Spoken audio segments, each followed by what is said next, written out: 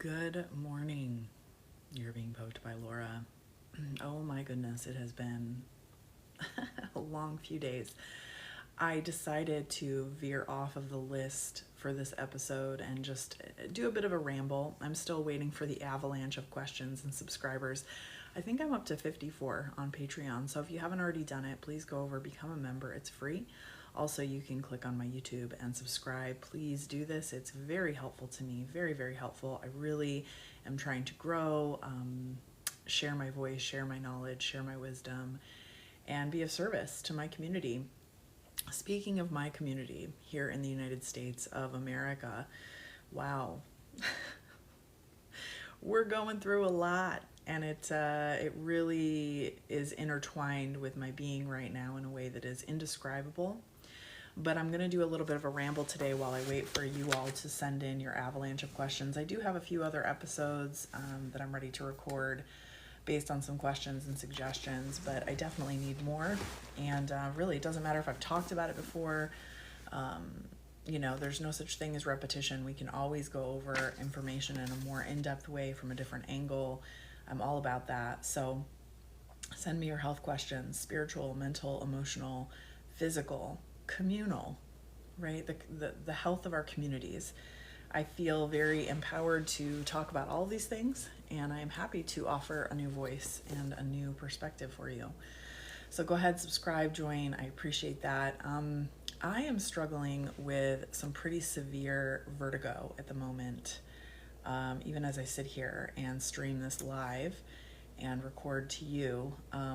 I have to kind of keep my head in a particular position. It sort of hurts to look out. It's a beautiful sunny day, but it's really disturbing my eyes, my head, my balance. And I have a history with vertigo. I haven't experienced it a lot, but when I have, it's been very intense. And it was something that as I got into medicine, I looked at really closely because it was extreme. And if you've ever had a sudden acute bout of vertigo, you know what I'm talking about. And for me, vertigo is always tangled up in a couple of things. One, lifestyle, diet, and heredity. That's one thing. So what am I currently putting into my body? What am I currently doing with my body? How is my body processing things in a physical way? And for me, I'm coming out of a very stagnant period that was necessary because I have been running around like a crazy person for 2 years with my son. Houseless at times, very unstable. First time in my whole life that's happened to me, and it's been quite an experience. So that's been going on. And then because of that, my food and everything else, while it's not an extreme difference because I just naturally tend towards healthy eating and healthy foods, the stress along with the changes of not eating regularly, maybe often enough not eating things that I would like to eat, it builds up in the system. So my body over time has really built up sort of a sludge, if you will. Now, if you add on to that the things happening currently, well, let me go back. So then since October, I finally found some stability again, and we've been still. And so with that stillness and that sludge, right, it kind of coagulates because I had to be still. My legs hurt, that stillness and that sludge, right, it kind of coagulates because I had to be still. My legs hurt, my ankle was broken, my foot had plantar fasciitis, my arms had bilateral bicep tendonitis, so I couldn't use my arms very well, so I really did have to be still, and it sucked. Like, maybe you think you need rest, listening to this, like, oh, I would love to just be still, but it's the worst. This is the most inactive I've been in about 20 years. So it has not been fun. My body has healed for the most part. I'd say I'm in the 90 percentages with healing and pain. So that's good. But the downside of that is that all of this muck and gunk and stress and everything has coagulated in my body in such a way that connects to my ancestry and connects to how my body has developed coping mechanisms from the people that came before me. And I know what those are. I've studied those, I understand them in myself, and basically for me what it boils down to, and if you've heard my podcast before, I talk about these concepts, and please feel free to ask, I will expound upon them again, or you can go back and listen to old things. I tend towards phlegm and dampness, heaviness, sunken energy, things feeling heavy. I don't personally tend towards depression, like an upward kind of fast-paced stuff. I get low energy. Things get heavy and saggy, literally in my body. Like my left leg right now has some like edema. It's not a lot. Most people wouldn't notice it, but I do. And so it's a sinking, it's a heaviness. And so that's my tendency anyway. So when I talk about this stress and the coagulation of, right, not eating the right foods and not moving enough, and then you add that tendency in my body, it's put me in a place where right now, as spring is coming, that I am having this incredible difficulty processing this stuff through my body. And it's to the point that it's in my head. And the gallbladder channel is on either side of the head, and it crisscrosses. It goes back and forth, back and forth, back. It's about processing thoughts. It's about digesting difficult things. And I'm having a really hard time digesting. And then you add to that I also have a lot of intuitive, if you will, psychic. I don't like that word, but for ease of communication, right? Psychic abilities where I tap into the collective and I feel things to an extreme. And so with everything going on in the world and everything going on with me personally, I mean, to say that my senses are overwhelmed is a severe understatement. Like, if I could, I would just close my eyes and sleep this away for the next month. I can't. I have a 9-year-old. So I'm waking up with that today. I've had that in my body for a couple days. It's got me worn down. It's got me tired. But, we're moving forward. But I came here today with that on the table, needing to record anyway, and not really sure what I want to talk about, but knowing I just need to kind of get it out. So I took a few notes and I think, if you are in any way affected by what's going on right now, whether that's your bank account, the cost of your groceries, the stability of your living situation, family members that there's discord, the loss of a job, whatever it is, however you are being affected, if you are being affected by the current climate of our country, and how we are being shown very directly how the personal is political. People who haven't wanted to participate in politics, people who say it's not about them, they can't be bothered. I think for most people, maybe not everybody, but I think for a lot of people, that fallacy is being shattered. It does matter.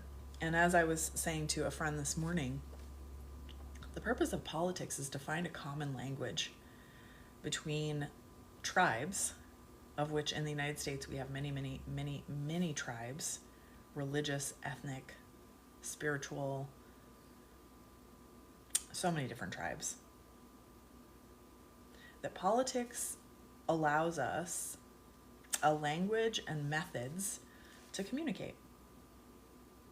So we can find common ground to communicate and find ways forward together through our differences. That's, in my view, the general purpose. But however you're coming to this moment, I want to remind you about authenticity, or maybe talk to you about authenticity, because I think it can serve a lot of people really well. Period. Full stop. Let me start what might seem like a different topic, but the point here is authenticity. I just want to talk about it for a minute. So everything on the planet, even things off the planet, everything can be measured, whether that's by how fast light travels, or in this case, what I'm actually talking about is carbon-based things here on this planet. It can be measured in energy. Like, right, you can get out machines and you can measure the frequency of things. Quartz stones, you can measure frequencies. This is why we run our watches on quartz. You can measure the frequency of a lion's roar versus a bird's chirp. You can measure the frequency of emotions. But you can't see these things, and you can't put them in a bottle. The only way that for the most part they can be proven, right, is using a machine but they can also be felt and experienced. And we tend to throw away our experiences as biased. And I think that there's room for that too, for talking about our own bias and all that kind of stuff. But experientially,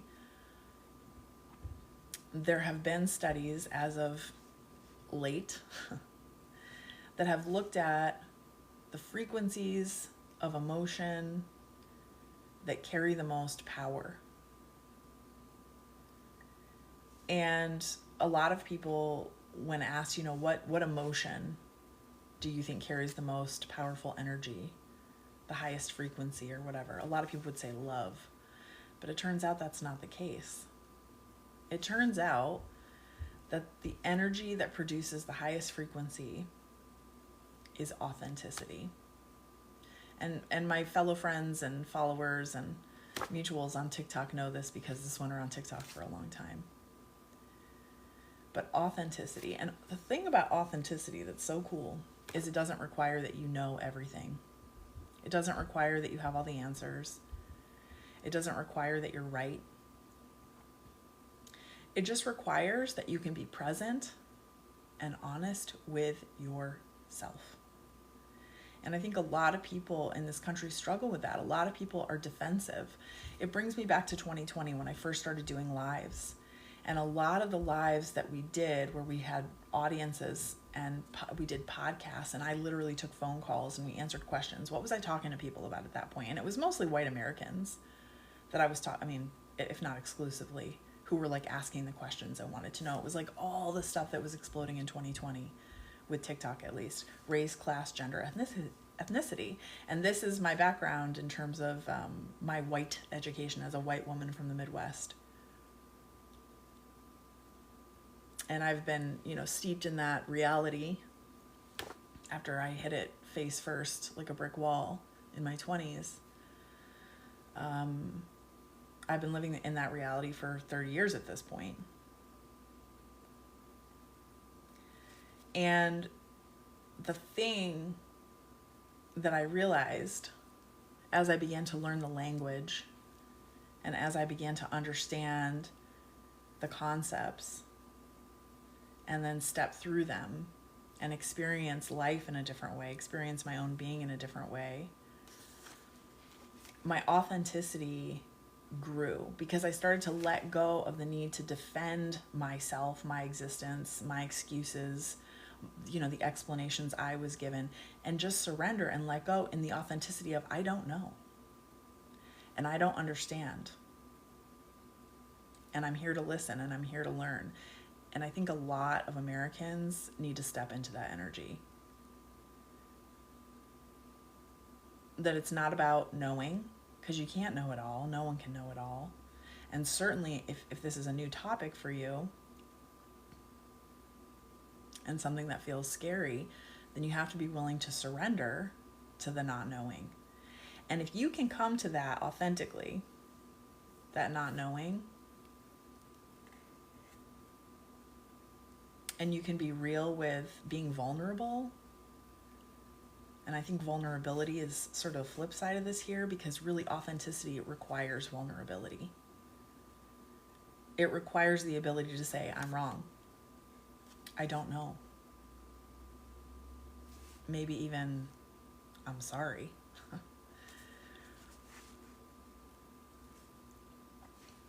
So I think authenticity in this moment is something to reflect on and to understand how much power there is in that you can not know, and that's okay if you can show up authentically in that not knowing, if you can show up authentically in the truth and face it in yourself.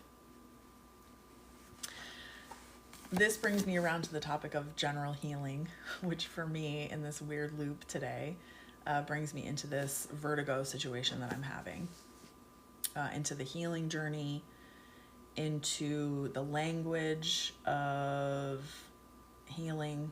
Last week I sent a video to a friend of mine that talked about people who talk the talk, but they don't walk the walk. And it's tricky for me because I am definitely one of those people where I say fake it till you make it. I have another friend at the moment who told me recently that they're practicing self-love and care through their words, that they have recognized a pattern in their life and a particular time of day where they take special time to berate themselves. And they've been doing it, I think, for a very long time.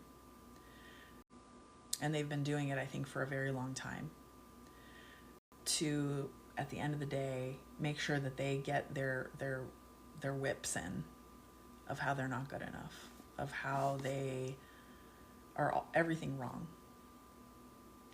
And they've been able to become present in that and recognize that that's behavior that they can stop. And so now, in place of that time, they're saying the opposite. Now, do they believe it? Probably not. Because they've been listening to their own voice berating themselves for so long. But you have to start somewhere. And this brings me back to authenticity. It's okay to say, yeah, you're right. I'm learning, right? I'm going through the motions. I'm not healed. I don't claim to be healed. I don't claim to be perfect. I don't claim to know, but I'm trying. That's authenticity. Being truthful with yourself, primarily. Showing up for yourself, primarily. Because the truth is, healing, it's only done, and some could even argue this point, it's only done when you're dead. Unless you choose not to. Once you step through that door of like, I'm going to improve as a person and I'm going to heal as a person, it's never done. You're never perfect. That's okay. And it's okay to admit that. I've had people come at me before. It happened recently, actually, with someone that I considered a good friend who, thinks that I think that I am better than. But that's not about me. That's about them.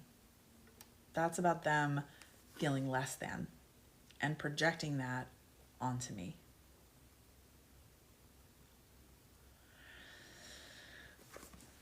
I get a little bit lost with that one. I probably shouldn't have gone there, but there we go.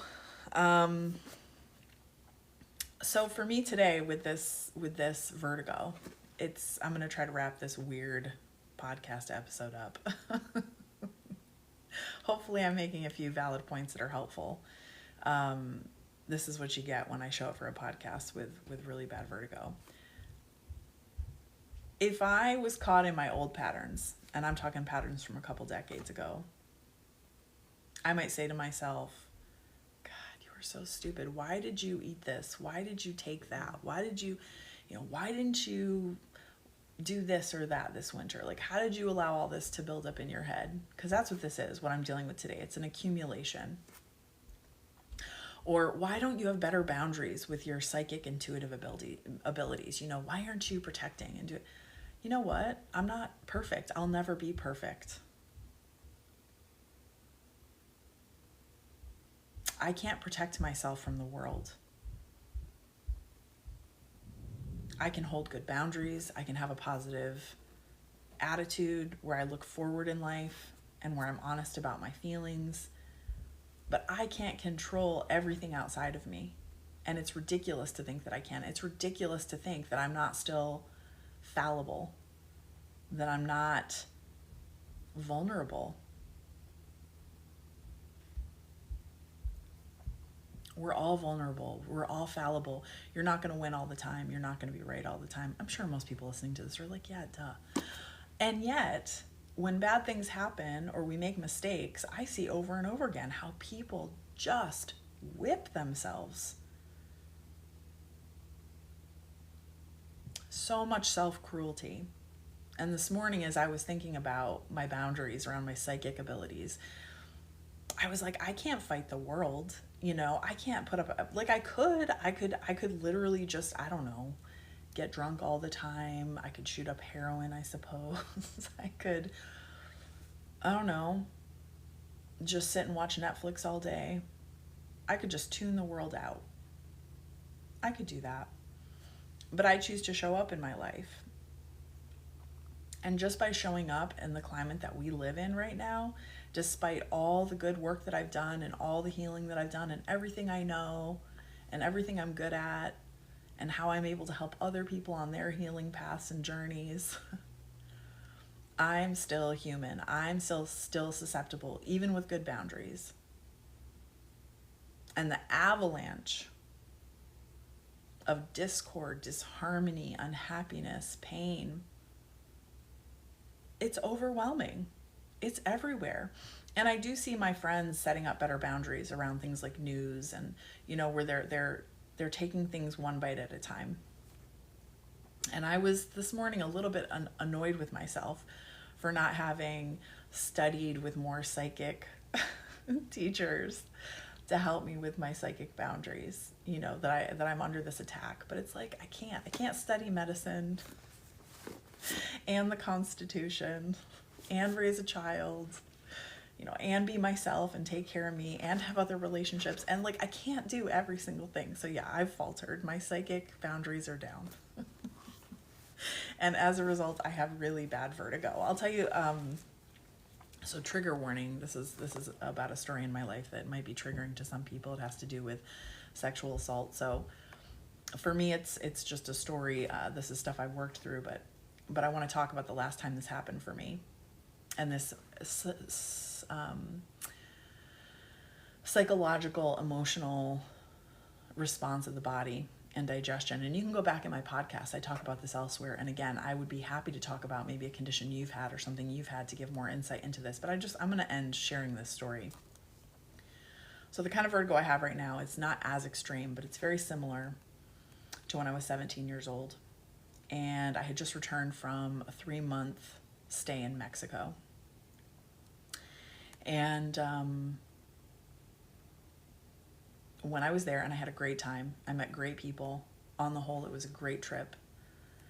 But while I was there, I was almost murdered. I had a stranger who I was sent off with. It's a long story, by someone that I trusted. And they told me to go with this person, and this person was going to take me to a party, and that was not at all true, nor the case. And so I ended up being driven out to the middle of the desert in Mexico. I was 17, and I didn't know this person. They didn't speak English. And what they ended up doing was attacking me. Luckily, because I am a bad bitch, I fought back, and I was able to disable him because he had glasses, and they were pretty significant glasses. I was able to disable him by knocking his glasses off, and he couldn't find them. And so he wasn't able to see or really do anything. And so it stopped the attack and saved my life. But after that, I came home, maybe a month after that, I came back home. I was 17. I was starting my senior year of high school. And apparently I had told my mom. She didn't do anything about it. And so as a 17-year-old girl going through something that traumatic with no help, no intervention, no one stepping forward to take care of me, to support me, I internalized that experience in my body. And this is something I talk about a lot on the podcast. And again, very happy to talk about it because this is about our emotional metabolism. We don't just metabolize food and air. We metabolize emotions. Our bodies, our physical bodies, also help us to metabolize emotions. Because remember, everything has a vibration, right? Authenticity, highest vibration. You can feel those things in your body. What does that mean if you can feel it? It means your nervous system, your muscles, your fascia, every part of you is metabolizing this experience. So for me, I couldn't metabolize that. I didn't have the resources. I didn't have the cognitive ability. I didn't have any ability. So it just sat in my body. And one day I was working at a department store because I always had a job.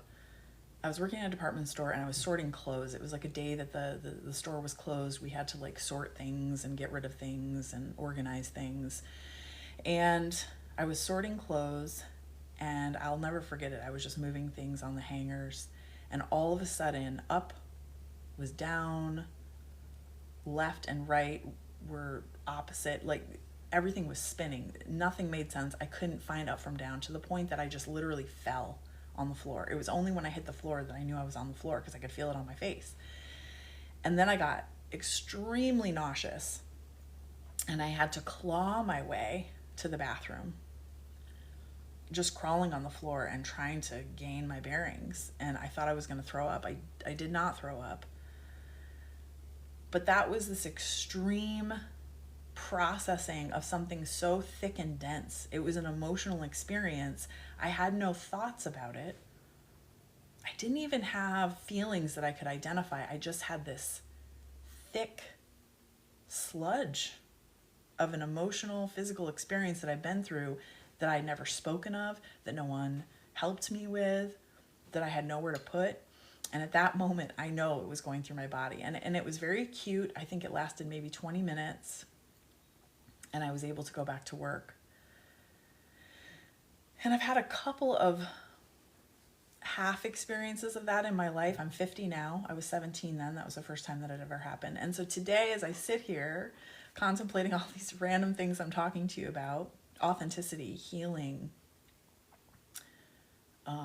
what's happening culturally, for me, that's what this is today. I know it. This is an accumulation of what's happening socially, feeling all the feelings, the vibrations, the way that I feel them and experience them from the people and the world around me, as well as my own trauma and things that I've been sitting with, and then this stagnant stuff that's sitting in my body. I haven't been able to move and take care of myself in the way I want to. So it's like this coagulated, let's call it phlegm, that now with spring coming and the energy rising, right, in the atmosphere, it wants to move through. But it's so thick and it's so dense. And I'm a healer, right? Quote unquote, I'm a healer. I have all these skills and abilities. You'd think I should be able to just do it. So I don't know. I'm not sure what the point of this is, other than to share, and hopefully there's some good nuggets, but no one's perfect. No one's done. It's okay to be exactly where you are, but be authentic and honest with yourself. Be willing to say you don't know. Be willing to reach out for help. We got a lot of change ahead of us. We've got a lot of work ahead of us. A lot. And I don't want you to be scared by it. Or if you are scared by it, to know that that's okay too. But you need to be authentic. At least, if you're in pursuit of feeling better. Authenticity will do that. So anyway, you got poked. Good job. I've got a lot more to record, so I'm going to be doing that a bit later. Please subscribe. Please become a member. Please share. And please send me your questions. I want them so bad. Bye-bye.